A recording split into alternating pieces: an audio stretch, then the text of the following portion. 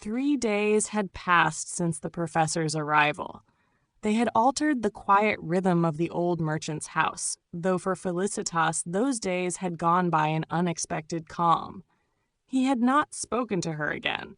It seemed he meant to confine all dealings to that one fateful interview. She breathed more freely, and yet, strangely, she had never felt so humbled, so deeply wounded. Sometimes he passed her in the hall without so much as seeing her, grim, unsmiling, his features drawn as if in constant struggle. Mrs. Hellwig, despite his protests, summoned him downstairs whenever callers came who wished to greet the famous son. He appeared, reluctant as ever, and never gracious. But others came, too, poor folk with timid hopes, guided upstairs by Heinrich to the old cook's indignation. They climbed the spotless staircase, consecrated, it seemed, to respectability, and found, to their astonishment, a willing listener above. The young physician's name was already renowned, an oculist whose cures bordered on the miraculous.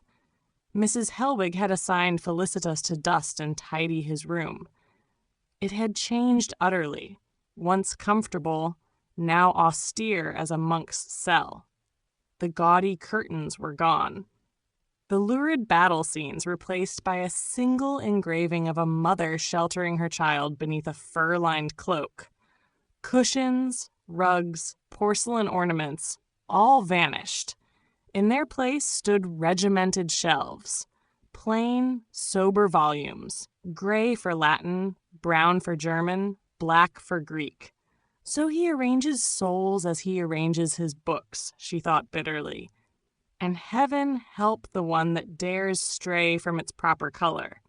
Each morning he took coffee with his mother and the widow. Afterwards he withdrew to his study until noon. He declined the wine sent up to him, demanded only fresh water, and never rang for service. If the carafe emptied, he fetched it himself from the courtyard. On the 4th day letters arrived. Heinrich being absent, Felicitas was sent up. Voices drifted out toward her. A woman's pleading, the professor's calm replies. "Dr. Boehm told me of your son's eyes," he said kindly. "I shall see what may be done." "Oh, gracious professor, such a famous—" "Spare me, madam," he cut in harshly. "I shall come tomorrow to examine the eyes." "But we are poor folk. Our means are small." "You have told me that twice already. Go now. I need my time. If I can help your boy, I shall. Good day." The woman withdrew. Felicitas entered. He was already writing again. Without looking up, he stretched out a hand for the letters. "By the way," he said absently, "who dusts this room?" "I do," she answered.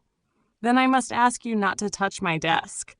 It irritates me when even one book is moved and one is missing." Quietly, she stepped closer. "What is the title?" He glanced up briefly, almost amused. "You will hardly find it.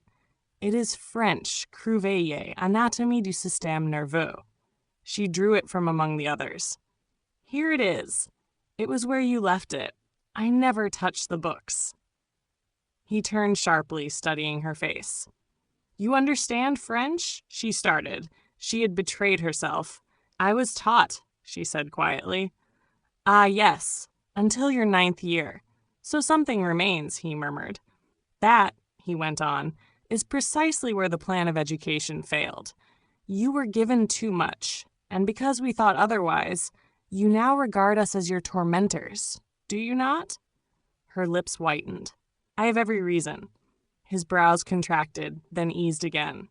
"Very well," he said calmly. "I acquit you of obstinacy. You are painfully sincere.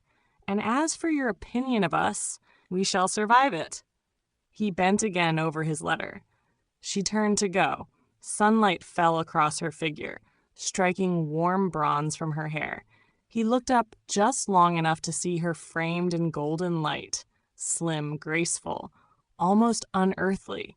Then he frowned, rubbed his forehead, and threw down his pen in annoyance. When he passed through the sitting room, he said, "Mother, Do not send the girl to me again with errands. Let Heinrich come, or I will wait." "Ha!" cried Mrs. Hellwig triumphantly. 3 days, and already you cannot bear the sight of her? Yet you made me endure her 9 years. He shrugged. Her schooling ended with her father's death? Of course. The books sold, the copybooks burned, she replied sharply. And she saw no one? No one fit for her. I offered her decent companions. She called them wolves in sheep's clothing. You will see what becomes of her. That afternoon, Mrs. Hellwig had guests for coffee. The maid being unwell, Felicitas was sent alone to prepare the garden table. The air was sweet with spring. She leaned at the open window, watching sunlight flicker across the shrubs. How peaceful it all looked, as if winter had never come. Yet her heart held memory, the kind uncle who once tended these flowers, whose presence had made this place a refuge. Now he was gone, and silence lived where laughter had been. Voices approached. The professor entered the garden with a gentleman of elegant bearing, his friend Frank, the lawyer. "Good heavens!" laughed Frank as Hellwig offered a cigar. "I steal no tobacco from heathen children." The professor smiled faintly. "You still smoke 1 out of 3, giving the cost of the others away?" "Yes, but not to missions, to my poor patients." "Impossible! The strictest pietist of our youth turned philanthropist?" "As a physician, one learns differently," said Hellwig quietly. "One serves men, not creeds." They walked on. Felicitas heard fragments through the open window. "You tire of women's society?" Frank teased. "Because you seek only the simplest. You would drive them back behind the spinning wheel. But they form the souls of your sons. Give them minds, and you will have better men." "Not my path," said Hellwig dryly. "You wish a pious wife. So do I. But beware, under the cloak of piety, pride and cruelty may flourish. Piety without humanity becomes tyranny. You go too far. Not far enough. A woman must think, must feel. Only then can she bless a man's life." "My science fills mine," said Hellwig coldly. "And she there?" murmured Frank, nodding toward the gate. The widow Adele approached with her child and Mrs. Hellwig. "Is she not your ideal? White muslin, uplifted eyes, a saint without a thought in her head, perfect for your theories." "You are unjust," Hellwig snapped. "Adele is kind, harmless, a good mother." And he went forward to greet her.